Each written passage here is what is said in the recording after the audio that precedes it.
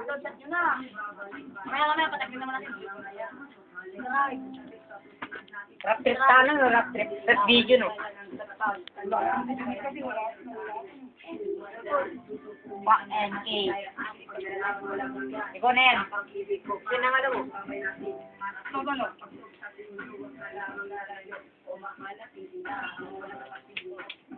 Ito. Yun ang pinindad ko ng message si K1. CK. Oh, go. Talaga ito kaya. Di joke lang, putang na, naniwala naman. Send mo na rin si K1. Hindi. Gumawa ko na sa Friendster ko, 48 agad.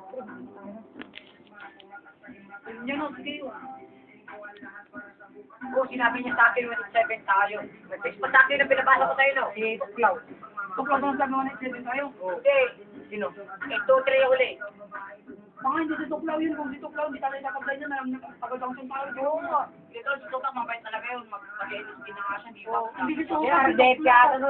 Tsaka pag pinablay na nga Tuklaw, parang pinablay niya na rin ako. Oo. Siyempre, Tuklaw. Mahal na mahal kayo. Mahal kayo Tuklaw, sabihin mo. Oo, mahal na mahal kayo ni Tuklaw. Atindan ko para si Tuklaw, tol. Paano yung mga ibas dito, pinapaglan na kami. Nung Komentan mo, komentan mo. Nung comment mo, Macho. Tuklaw, kaya sabla naman.